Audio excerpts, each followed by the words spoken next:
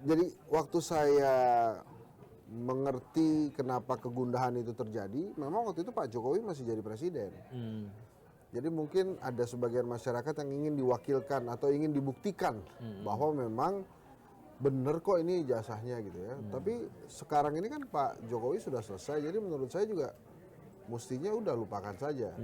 Dan kalaupun harus ada yang bersalah, ya pasti banyak pihak itu yang harus kita tanya kan. Ya, KPU, Bawaslu, UGM, KPUD ya. UGM. Ya makanya waktu itu saya sempat juga berseloroh, ini kalau memang terbukti salah, terus apa yang mau dilakukan? UGM-nya dibubarin atau gimana?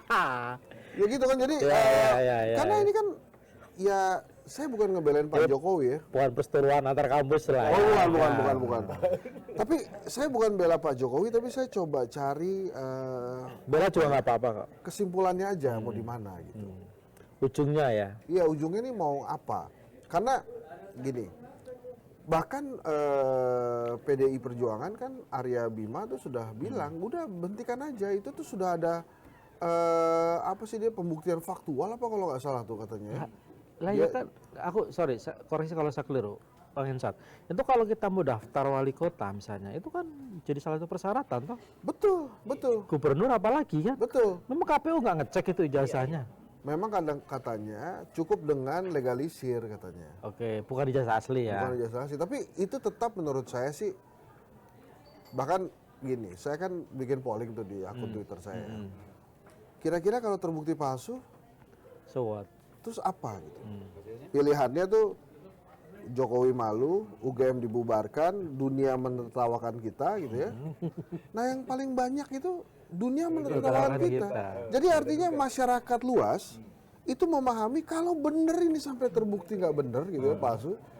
Ya, yang malu tuh Indonesia gitu. 10 tahun bahkan sebelumnya jadi gubernur, jadi wali kota. Negara lu ngapain aja sih sampai bisa kayak gitu. Ya. Jadi makanya ya saya setuju ini Pak Jokowi melaporkan supaya benar-benar selesai gitu. Karena almarhum ayah saya dia pernah bilang begini waktu dia masih ada tuh, Mas, dulu tuh waktu papa kuliah banyak sekali buat kami tuh yang penting kuliah, lulus kerja, wisuda, ijazah itu ntar aja. Karena waktu itu di zaman itu yang kuliah nggak terlalu banyak, lapangan pekerjaan juga menurut mereka nggak terlalu banyak. Jadi ya emang bapak saya guru kebetulan, jadi dia harus punya ijazah karena dia jadi guru ya.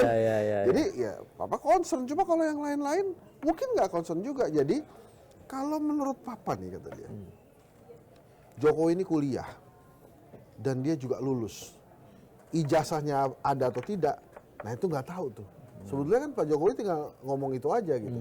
Tapi memang ya kalau waktu itu, ini beda lagi nih, udah masa kini nih.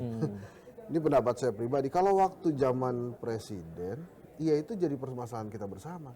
Tapi kalau dia sudah tidak jadi presiden lagi, menurut saya sih itu udah masalah privat. Kayak misalnya Mas Radi tiba-tiba, coba kamu ada nggak ijazahnya? Pasti kan komentar pertama, lu ngapain lu nanya ijazah gue? Gitu kan?